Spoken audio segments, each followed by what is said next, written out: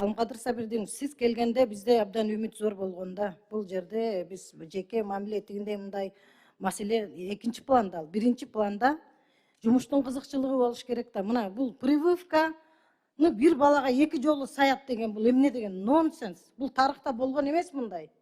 Токтогулда бир наристеге бир прививканы 2 жолу саят деген. Мына Семейден окудуңуздар. Ата энеси сизди сотко бериш керек. А наоборот, сиз депутатты сотко берип отурасыз да. Бул тарыхта болгон эмес. Эч качан министр депутат сотко берген эмес. Мыйзамда жазылып турат, депутат сүйлөгөн сөзүнө жооп бербейт мыйзам боюнча. Туурабы? Сиз мыйзамды окуп алышыңыз керек эле да. Сиз башка нерсе менен алектенип жүрөсүз да.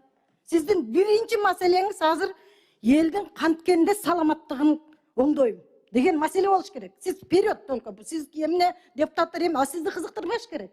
Сиздин номер биринчи маселеңиз президенттин сиздин астыңызга койгон тиги талаптарын, анан элдин талабын аткарышыңыз керек да. Башка мамлекеттерге барсаң аптека таппайсың. Биздин мамлекетте болсо нан саткан дүкөндөй аптекалар. Бул эмнеден кабар берет? Бул элдин ошого наркотикага отурганда эл дарыга отуруп калган деген түшүндүрөт да. Мен мындай эле тоголок эле айткым келип атат сизге, жалпылап элечи. Анан бул мен таң калдым, 2 жолу бул баланын эртең эмне болот? Мунун ден соолугу эмне болот? Буга бир чаралар колдонуш керек. Башка министр болгондо мен моралдык укугун жактап туруп, өзү эле арыз жазып кетип калыш керек мындай учурда.